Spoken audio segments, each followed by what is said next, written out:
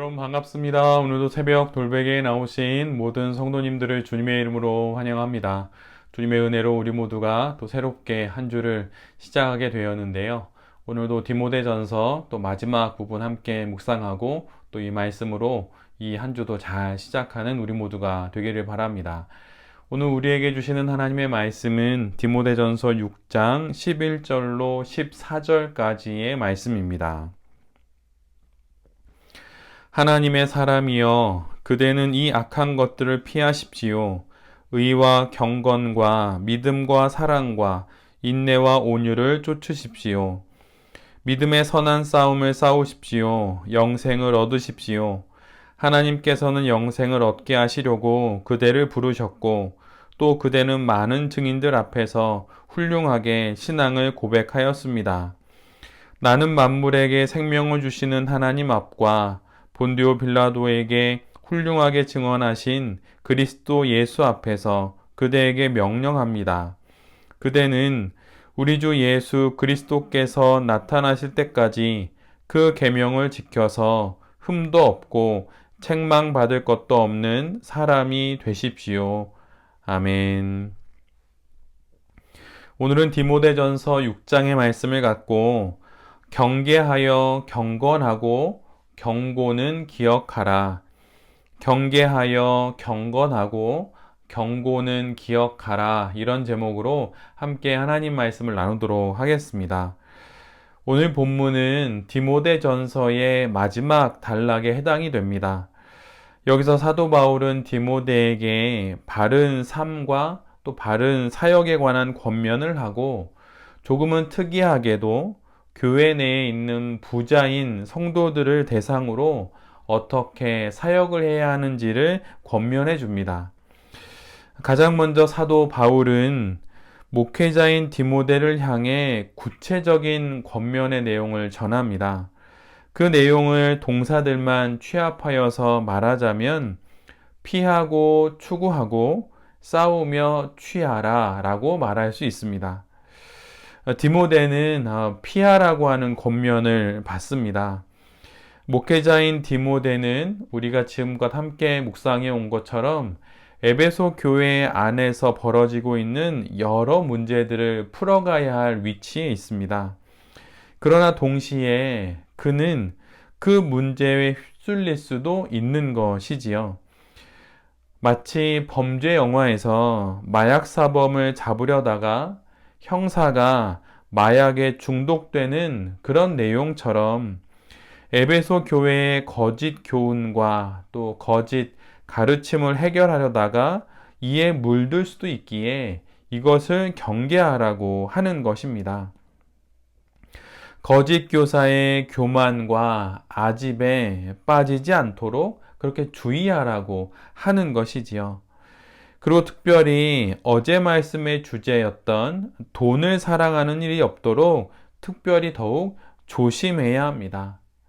바로 이런 것들을 피하라고 사도 바울은 디모데에게 가장 먼저 또 디모데전서의 가장 마지막 내용으로 그렇게 권면을 합니다.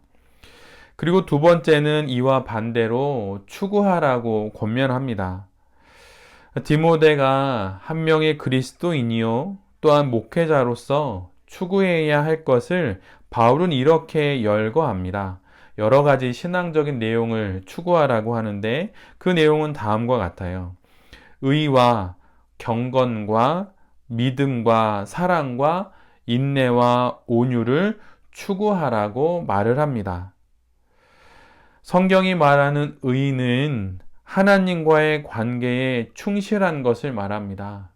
다른 어떤 옳고 바른 일을 하는 것이 아니라 그런 도덕과 윤리적인 그런 삶을 말하는 것이 아니라 그것보다 더 크고 깊은 의미로서 하나님과의 바른 관계를 충실히 이루어가는 것, 바로 그것을 의라고 하는 것이지요. 그리고 경건은 바로 이 의를 유지하는 성도의 거룩한 태도와 방법을 말하는 것입니다. 그리고 믿음과 사랑은 우리에게 익숙한 신망의 즉 믿음, 소망, 사랑 안에 있는 것으로 참된 진리 안에 있는 신자의 삶을 대표하는 가장 두드러진 덕목인 것이죠. 그리고 인내와 온유는 세상 속에서 그리스도인으로 살아가면서 겪게 되는 많은 일들이 있고, 그런 많은 어려움 앞에서 성도가 견지해야 할 자세를 말하는 것입니다. 그래서 이 부분을 유진 피터슨의 메시지에서는 이렇게 잘 번역해 놓고 있습니다. 의로운 삶, 곧 경이롭고 믿음직스럽고 사랑스럽고 꾸준하고 친절한 삶을 추구하십시오. 의와 경건과 믿음과 사랑과 인내와 온유, 바로 이 삶을 추구해야 한다고 사도 바울이 디모데에게 적극적으로 이렇게 추구해야 한다고 말하고 있는 것입니다. 성도 역시 마찬가지입니다. 신앙 인생의 여정 가운데 우리가 깨어 있어서 피해야 할 것이 있고, 또한 깨어 있어서 추구해야 할 것이 있습니다.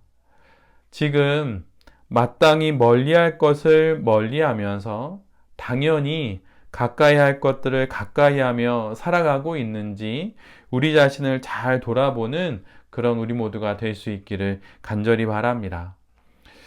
세 번째로 디모데는 싸워야 한다는 권면을 받습니다. 여기서 말하는 싸움은 그냥 싸움이 아니라 선한 싸움으로 기록하고 있는데, 여기서의 싸움의 그 원어는 싸우고 경쟁하고 수고한다는 의미가 있습니다. 그래서 무턱대고 그냥 마구잡이로 싸우는 것이 아니라 싸우는 것, 또한 경쟁하는 것, 또한 수고하는 것, 그런 의미를 모두 포함하고 있는 것입니다. 물론 오늘 본문에서는 어떤 물리적인 그런 싸움은 아니고 소명에 따라 사명을 위해 애쓰고 수고하는 것, 바로 그런 것을 의미합니다. 그런데 이것이 방증하는 것이 무엇일까요? 그것은 소명을 따르고 사명을 이루는 과정이 쉽지 않음을 우리 모두에게 말해주는 것입니다. 그럼에도 불구하고 쉽지 않지만 전투는 이미 벌어졌고 그 전투에 임하게 되었으니 승리하기 위해 애써야 함을 우리 모두에게 말해주고 있는 것입니다.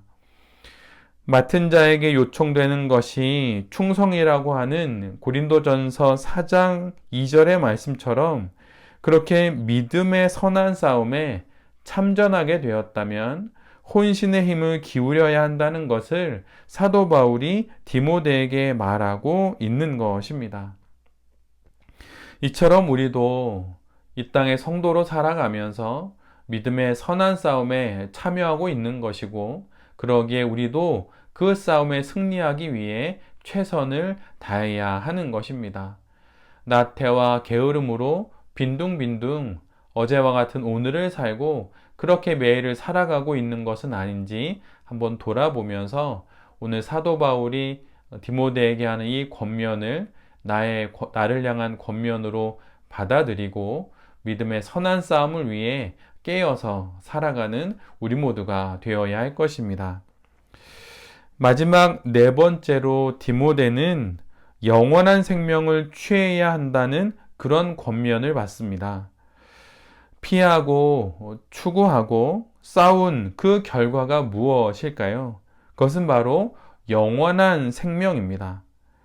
사도 바울은 디모데에게 지금의 문제와 또 그것을 풀어가야 할 책임을 말하지만 그 모든 것의 결국을, 그 마지막을 잊지 말 것을 당부합니다. 결과를 붙잡고 과정을 견뎌내라고 하는 것이지요. 이를 메시지는 이렇게 번역합니다. 영원한 생명, 곧 부름받은 그대가 수많은 증인들 앞에서 뜨겁게 껴안은 그 생명을 붙잡으십시오. 영원한 생명을 향한 시선을 놓치지 말라는 것입니다. 마라톤 선수가 비록 지금은 달리는 중에 있지만 마지막 그 피니시 라인을 끊고 마침내 들어올릴 우승 트로피를 생각하듯이 그렇게 이 땅의 신앙인생을 살아가면서 영원한 생명과 승리를 꼭 붙잡으라고, 그것을 기억하면서 그때를 생각하면서 이 땅의 삶을 살아가라고 말하고 있는 것입니다. 이 땅에서 성도로 살아가는 것은 쉽지 않습니다. 만약 쉽다면 무엇인가 내가 간과하고 있는 것이 있다는 것이죠.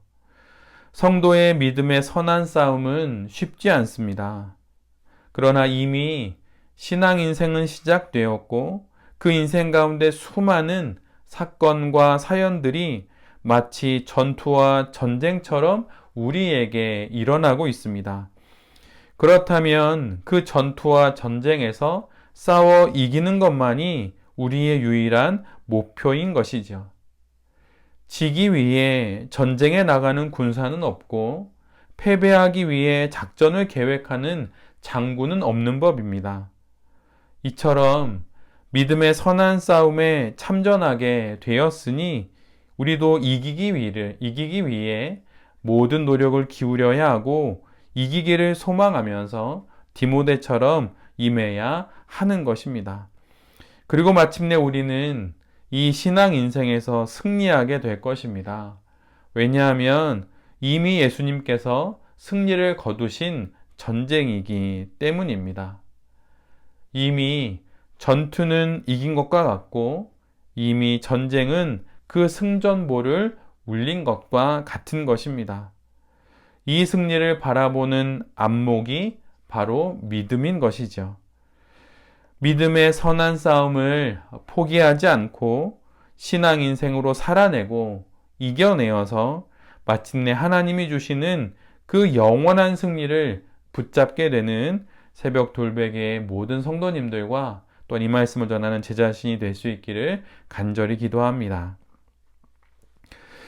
오늘 본문의 후반부를 보면 디모데전서의 가장 마지막 부분인데 바로 그곳에서는 교회 안의 부자 성도들을 어떻게 목회해야 할 것인지를 언급하는 내용입니다. 그런데 이는 좀 특이한 면이 있습니다. 왜냐하면 지금은 편지의 마무리이고 뭔가 좀 더 큰 신앙적인 대의를 이야기해야 될 것 같은데 갑자기 매우 지엽적인 문제로 시선이 확 좁혀지는 것 같기 때문이지요. 왜 그런 것일까요? 사도 바울은 왜 디모데전서의 가장 마지막 부분에 왜 이런 말씀을 기록해 놓은 것일까요? 어제 우리가 함께 묵상하지는 않았지만 디모데전서의 가장 유명한 말씀 중 하나는 6장 10절 말씀입니다. 그 말씀은 바로 이것이에요. 돈을 사랑하는 것이 모든 악의 뿌리입니다. 그리고 10절 하반절의 말씀은 돈을 쫓다가 믿음에서 떠나 헤매기도 하고 많은 고통을 겪기도 한 사람이 더러 있습니다. 라고 기록하고 있지요. 바로 이것 때문에 사도 바울이 디모데전서의 마지막에 오늘 본문에 이런 내용을 기록한 것입니다. 에베소 교회 안에 돈으로 인해서 돈 때문에 실족하고 믿음을 버리고 돈을 쫓아 하나님을 떠나 세상으로 나간 이들이 있었기 때문이지요. 지금 돈이 에베소 교회가 맞닥뜨리게 된 가장 심각한 문제 중에 하나였기 때문입니다. 교회 안에는 부한 자도 있고 또한 가난한 자도 당연히 함께 있을 수 있습니다.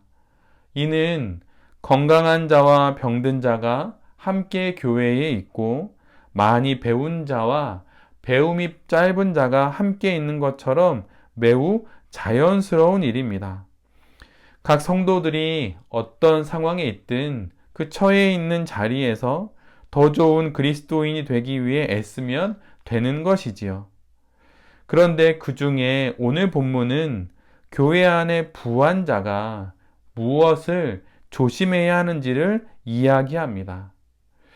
가장 먼저 바울은 디모데에게 부한 자들을 향하여서 명령하라고 말합니다.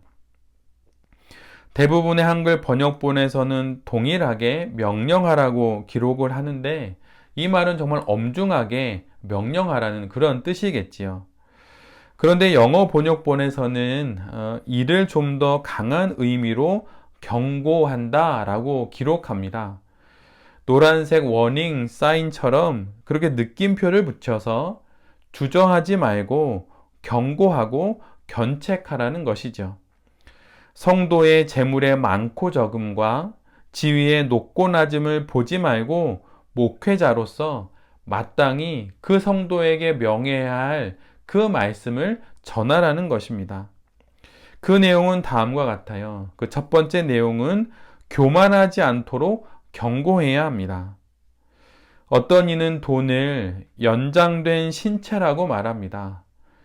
즉, 돈과 재물이 많으면 마치 자신이 거인이 된 듯 그렇게 생각을 하고 행동한다는 것이죠. 이런 것에 뒤따르는 것은 당연히 자신 이외의 다른 사람들을 얕잡아 보는 것입니다. 난장이처럼 보는 것이지요. 그리고 결국 그것은 교만이 되어버립니다. 돈도 명예도 권력도 학벌도 그 무엇이든 다른 사람을 얕잡아 보고 자신을 거인처럼 여기게 하는 것은 모두 교만의 원인이 되고 있는 것입니다. 우리가 남보다 조금이라도 나은 것이 있다면 그것을 교만의 원인이 아닌 섬김의 재료로 삼아야 하는 것이에요. 이것이 바로 부자인 성도들에게 주는 또 세 번째 명령이기도 한 것입니다.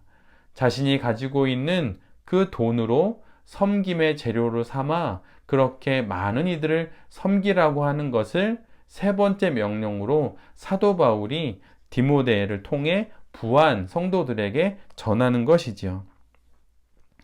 18절의 말씀, 선을 행하고 좋은 일을 많이 하고 아낌없이 베풀고 즐겨 나누어 주어라처럼 섬김의 재료요 유익을 끼치는 수단과 도구로 돈을 사용하도록 권면해야 한다는 것입니다.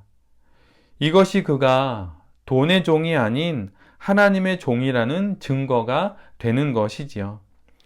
돈을 장차 얻게 될 영광의 통로로 삼을 줄 알아야 한다는 것입니다. 그리고 디모데는 목회자로서 이것을 부한 성도들에게 가르치고 명령하고 경고해야 한다는 것이에요. 눈에 보이는 돈에 대한 우리의 태도와 그 사용이 눈에 보이지 않는 하나님에 대한 우리의 태도와 사랑의 증거가 됩니다. 늘 내게 있는 남보다 나은 것들을 하나님을 위해 그리고 경건과 선행을 위해 잘 사용할 수 있는 우리 모두가 되기를 기도합니다. 맥락을 따르다 보니 첫 번째와 또 세 번째 명령을 먼저 말씀을 드리게 되었는데 두 번째 부자 성도들을 향한 경고와 명령은 소망을 오직 모든 것을 풍성히 주셔서 즐기게 하시는 하나님께 두라는 것입니다.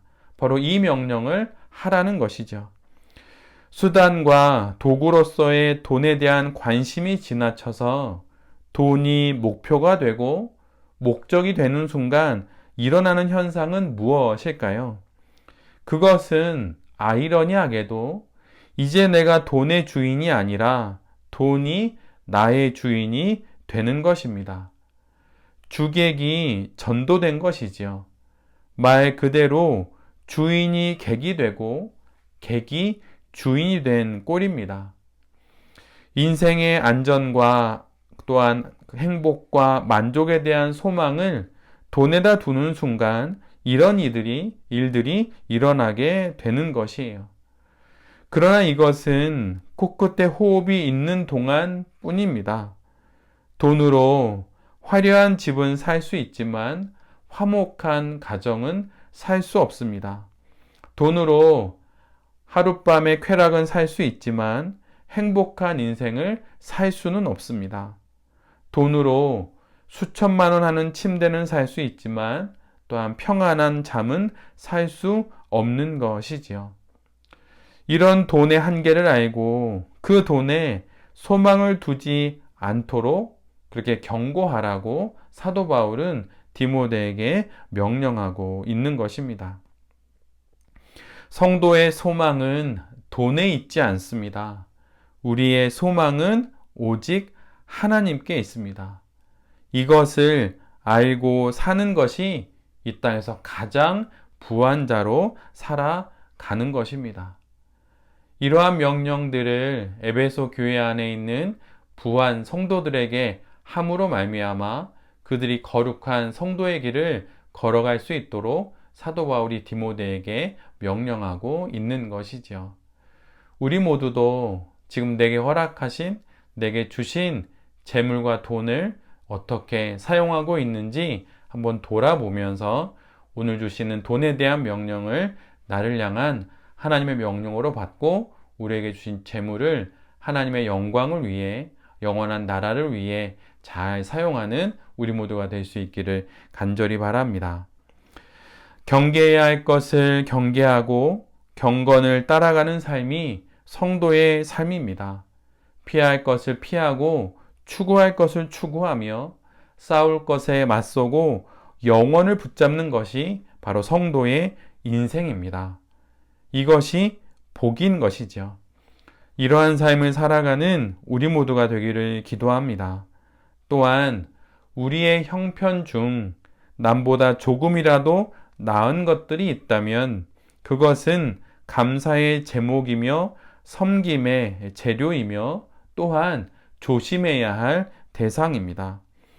이를 잘 기억하면서 신앙 인생의 모든 좋은 조건들을 하나님의 영광을 위해 또한 이 땅에 많은 생명들을 섬기기 위해 잘 사용하는 우리 모두가 될 수 있기를 간절히 기도드립니다. 아멘. 함께 기도하겠습니다. 주님, 경계할 것에 주의를 기울이고 경건해야 할 것에 주목하는 우리 모두가 되게 하여 주시옵소서. 피하고 추구하고 싸우며 붙잡아 거룩한 인생을 이 땅 가운데 살아가게 하여 주시옵소서. 좋은 조건이, 나은 형편이 하나님의 영광을 위해 허락된 것임을 알고 하나님을 위해 잘 사용하는 우리 모두가 되게 하여 주시옵소서. 교만하지 않고 겸손하게 하나님을 위해 살아가는 새벽 돌베개의 모든 성도님들과 이 말씀을 전하는 제 자신이 될 수 있도록 주님 은혜를 내려 주시옵소서. 이 모든 말씀 예수 그리스도의 이름으로 기도드립니다. 아멘.